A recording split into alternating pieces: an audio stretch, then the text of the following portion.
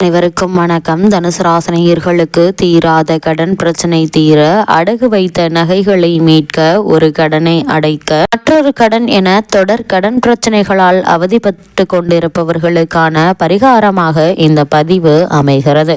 அந்த வகையில இந்த கடன் பிரச்சனைக்கான தீராத கடன் பிரச்சனை தீர என்ன செய்ய வேண்டும் என்று பார்க்கும்போது, அனைவரும் ஏதோ ஒரு வகையில் கடனோடு தான் வாழ்ந்து கொண்டிருக்கிறோம். சாதாரண மனிதர்கள் முதல் ஞானிகள் வரை அனைவரும் கடன் தீர வேண்டும் என்றுதான் இறைவனிடம் வேண்டிக் கொண்டிருக்கிறார்கள். சாதாரண மனிதர்கள் பணத்தால் ஏற்பட்ட கடனை அடைக்க அருள் செய்யும்படி இறைவனை வேண்டுகிறோம். அதேபோல் பெரிய ஞானிகள் பிறவி கடன் நீங்க வேண்டும் என இறைவனிடம் வேண்டிக் கொண்டிருக்கிறார்கள். சிலர் கடனை அடைப்பதற்காக கடுமையாக முயற்சி செய்வார்கள். ஆனால் எவ்வளவு முயன்றாலும் எவ்வளவு சம்பாதித்தாலும் கடனை அடக்க முடியாமல் கழுத்தை நெரிக்கும் கடன் பிரச்சனையுடன் போராடி கொண்டிருப்பார்கள். இப்படிப்பட்டவர்கள் சில எளிய பரிகாரங்களை செய்து வந்தாலே கடன் பிரச்சனையிலிருந்து விடுதலை தர முடியும்.